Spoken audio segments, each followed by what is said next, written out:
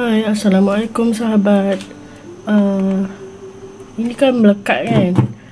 Kalau letak bawah, dia macam nak jadi busuk apa semua. Dia mungkin tak kurang dia punya sejuk tu kan. Kadar sejuk tu kan. Okey. Ini ada air lagi. Tadi saya curah sikit-sikit. Saya ambil sikit je dalam secawan tu kan. Curah tepi-tepi ni kalau dia melekat kan.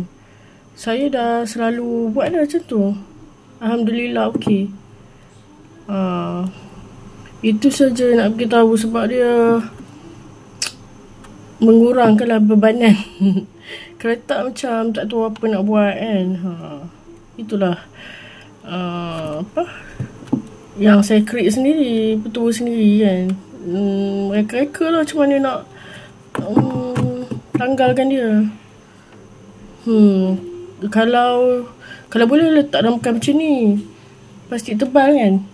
Kalau plastik macam plastik TF tu kan, plastik putih tu, dia melekat kan. Macam ni senang lah juga. Okay guys.